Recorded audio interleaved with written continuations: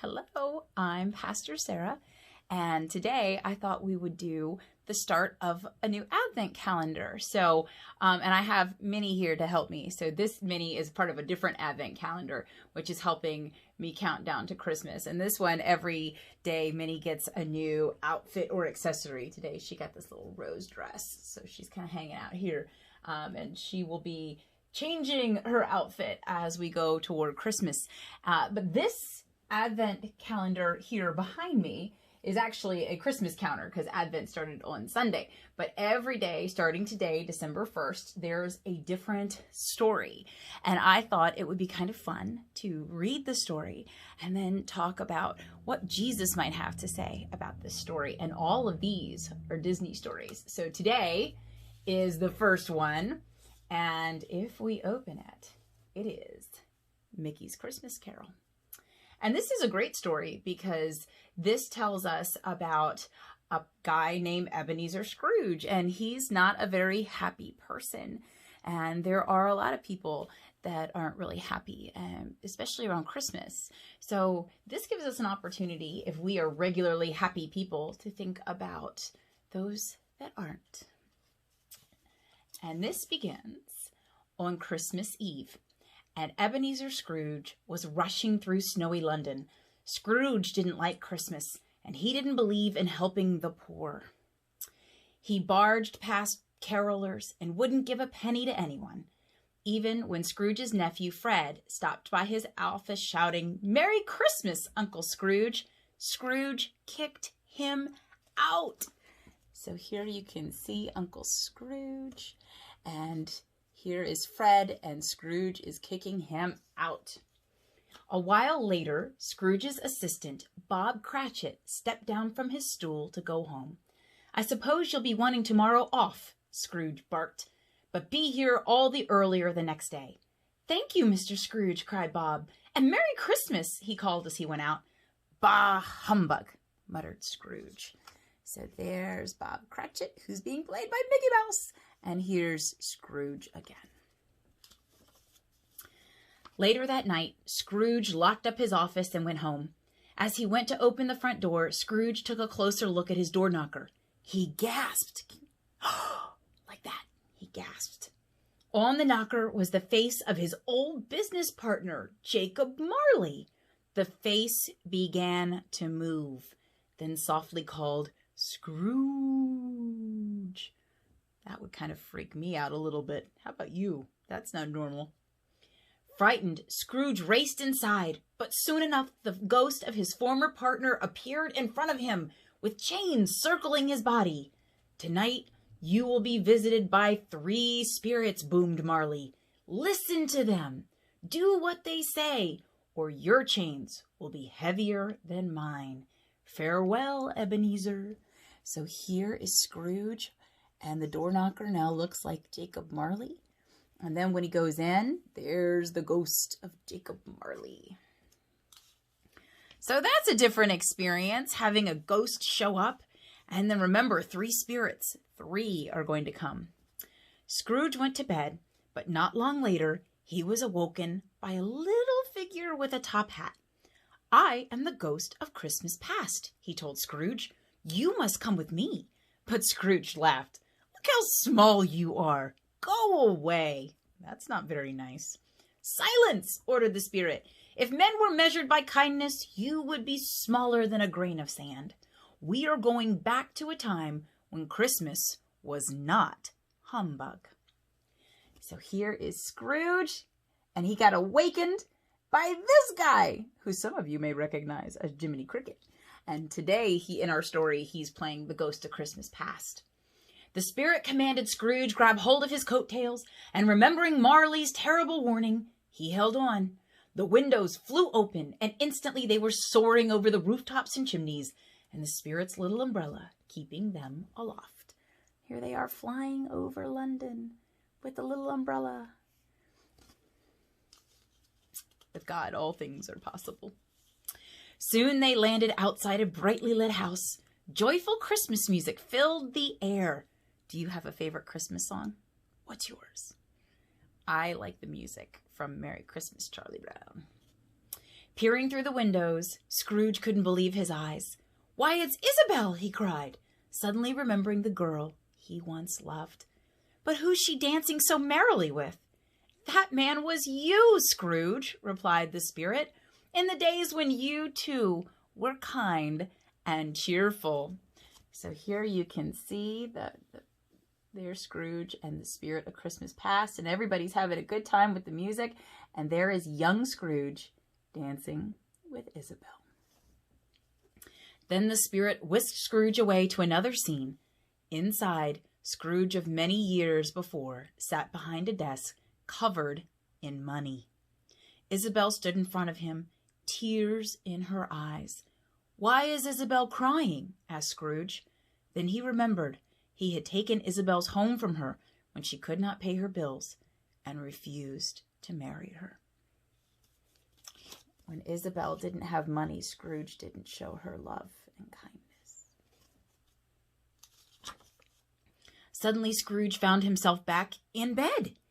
He thought it had been a dream, but then his thoughts turned to Isabel and how his chance of happiness with her had been ruined by his love of money.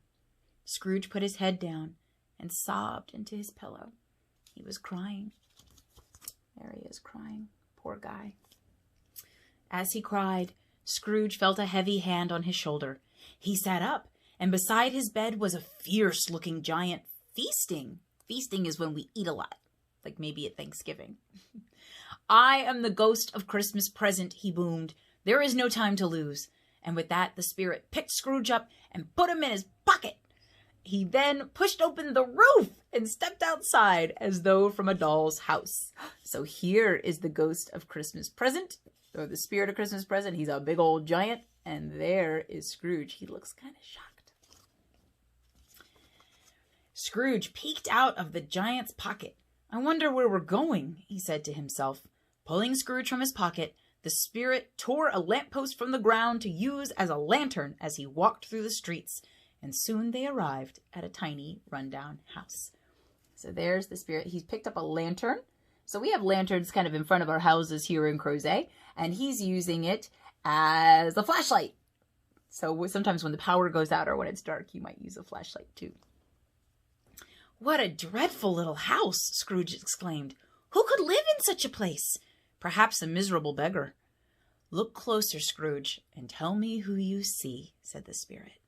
Scrooge pressed his face against the glass for a better look.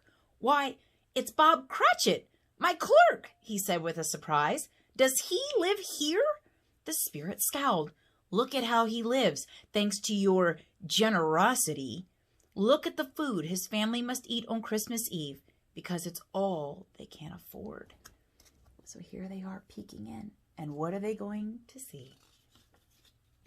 The hungry Cratchit family sat at their table, about to carve up the smallest goose Scrooge had ever seen. Scrooge watched a boy named Tiny Tim hobble into the room, leaning on a little crutch. He gave thanks to Scrooge for the meal, and Scrooge felt ashamed.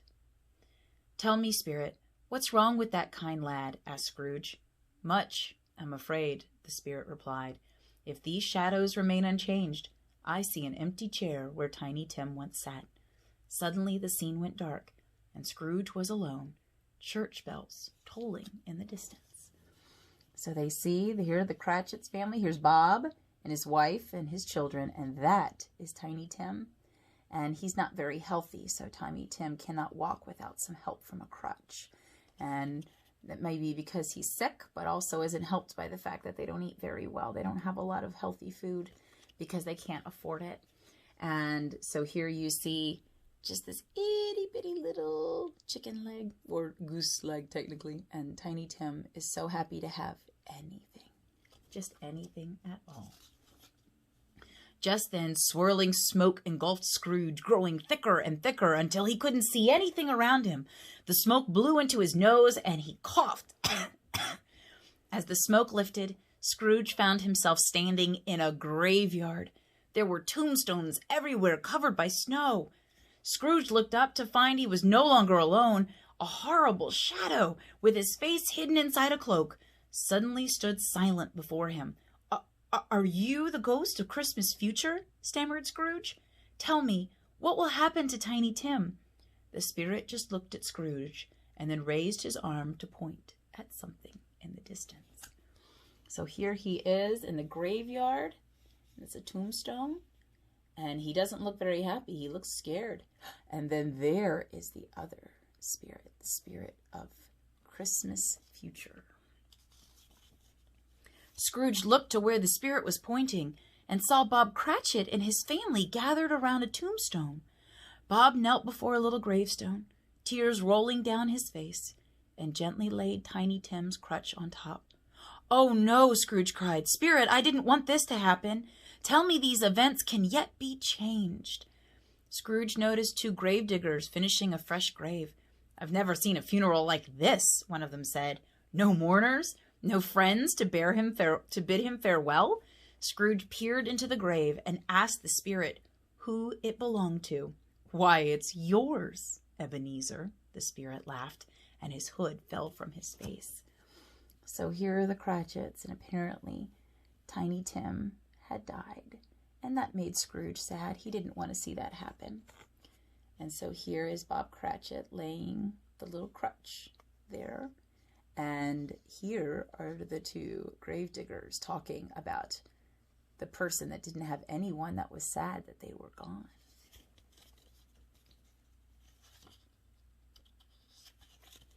"No, I'll change," cried Scrooge. The grave burst into flames, and the spirit pushed him in. "Let me out!" screamed Scrooge. "Let me—" Suddenly, a bell tolled, and Scrooge opened his eyes. He cried with joy. He was back in his bedroom. Had it all been a dream? "It's Christmas morning!" he exclaimed. He threw on his coat and his hat and raced for the door. He ran out into the street calling "Merry Christmas" to everyone he met. He gave 2 men a bag of coins each who stood there speechless, wondering what had changed in grumpy old Scrooge. So this was that scary dream he had. And then he woke up so happy that it wasn't what has happened. And then he rushed out, and here he is being generous and giving money to these 2 guys here. Scrooge even stopped his nephew when he saw him approaching in a wagon. Fred was so surprised by his uncle's cheerfulness that he almost fell off his carriage. Waving goodbye to his nephew, Scrooge continued on his way to Bob Cratchit's house. So here is Fred, who almost fell off because Scrooge is suddenly acting very un-Scrooge-like. Rat-tat, rat-tat. Scrooge knocked on the employee's door. Bob opened the door, and his face fell when he saw who it was. "Why, Mr. Scrooge, Merry Christmas. Won't you come in?" he said. Scrooge stomped inside and dropped a heavy sack on the floor. Scrooge then broke into a massive smile and told Bob he was getting a pay raise, and he'd brought food and toys for his family. So Bob isn't sure what to make of Mr. Scrooge showing up, but Mr. Scrooge has good news and generous gifts. Bob Cratchit couldn't believe it. "Oh, thank you, Mr. Scrooge." "Merry Christmas, Bob," Scrooge said, and as the whole family danced with joy, it was a Christmas miracle. "And God bless us, every one," said Tiny Tim. So here they are, looking much happier, and there's Tiny Tim. So this is an old story that's been kind of Disneyized. You can see we've used Disney characters in here. But this story is really about that we can change at any time. Scrooge once changed for the worse in the past when he stopped being thoughtful of other people and became really obsessed with money and getting money even if it cost him his friends, like his relationship with Isabel. But then, because of some intervention and some help from these spirits of Christmas, Scrooge realizes that it's not too late to change things today and to change things in the days ahead. And that's really what Christmas is about. Jesus came so that we can change. If we weren't good yesterday, we can choose to be good today, and we can be good tomorrow.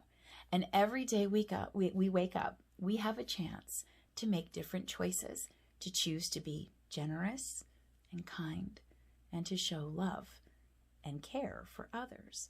So that's really what Christmas is all about. And the story, Mickey's Christmas Carol, is a great way to think about how Christmas reminds us every year that it's never too late to learn to love other people and to be kind and help those in need. And I hope that this story has been fun for you to read, and I look forward to reading a new story with you tomorrow. Have a great day.